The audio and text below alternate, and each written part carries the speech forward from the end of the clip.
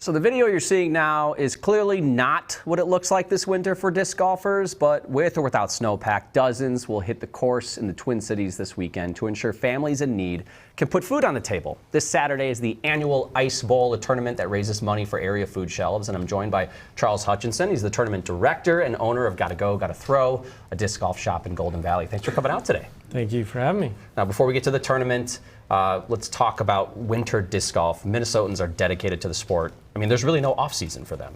There really isn't. We go through little lulls where the seasons change and people will take a few days or a few weeks to kind of acclimate to the new weather, and then they just come out in droves again. So whether it's winter or the days are short and dark, they're out playing all year. They find a way, and they have to kind of navigate these challenges because we know the snow is tough. It can just swallow a disc, especially if it's a fresh snow. Yeah. The temperatures get down to zero and people still go out there. So how do people try to work around the challenges to keep playing in the winter?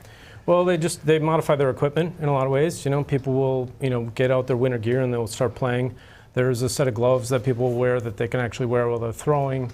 The days are short. It's dark when we go to work and dark when we get off of work, so we're out in the dark when we're recreating, so they light up their discs with some LEDs that they can tape on their lights so they can find them in the dark.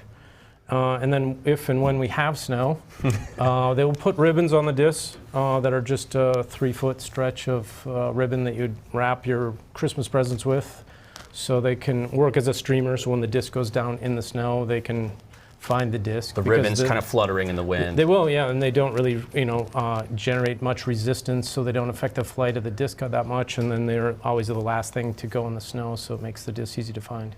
The tournament that's coming up this weekend, the Ice Bowl, it's a fitting name, maybe not this time of year, but that's partly what it's known for, is that it's held in the heart of winter when it's probably at its harshest and up here. Tell us about the history of the tournament. When did it start? Who does it help?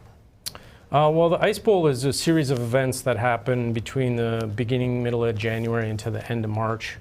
And it's an organization that's a 501c3 that's run out of Kansas City that's been running these events nationally since, I think, the mid to late 90s, about 96, I think they started. So in that 10-year period of time, we've raised about $6.5 million for the food shelves. Across the country. Across the country, yep. The typical, I think last year was about 185 or 190 events that registered as an Ice Bowl event. And I think collectively we raised about $520,000.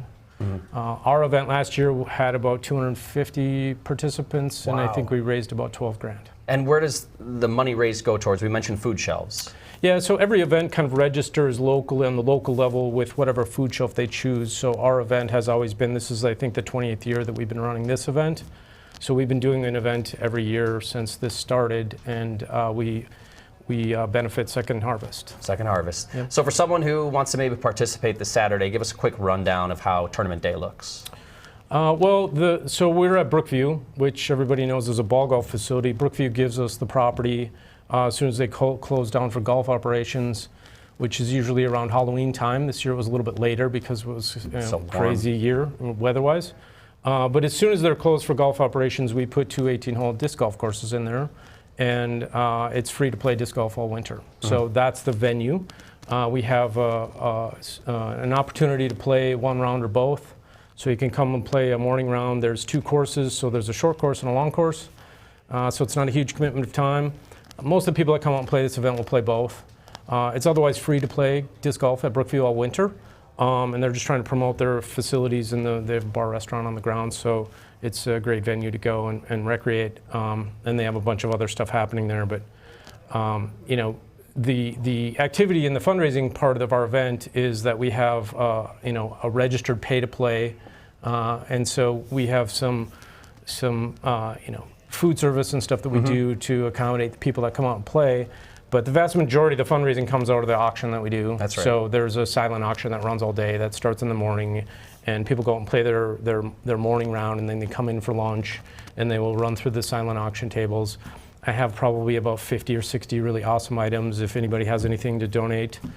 Certainly. So the participants are encouraged to bring things in to donate, because those will then be auctioned as well to go to Second Harvest. Yep, and we reach out to local businesses, and I mean, we'll take anything from anybody. I will put anything that anybody is willing to donate up on auction. So we do, I think, a really good job trying to balance that auction so that it's not just disc golf stuff. There are other things in the auction that aren't just attractive to disc golfers. So we're trying to invite the community to come in to the Bassett Creek Room and the upstairs at Brookview, which is basically open as a social gathering all day on Whether Saturday. you're discing or not, you Exactly. can stop in. Yep, Got yep. it. Okay, well, the Ice Bowl, that's this Saturday at Brookview Golf Course. Registration is happening online. Just go to gottago.gottathrow.com. It costs $30 for one round, or as Charles said, you can play both rounds for $50. Check in for the morning round starts at 8 o'clock. Thanks for coming in. Thank you.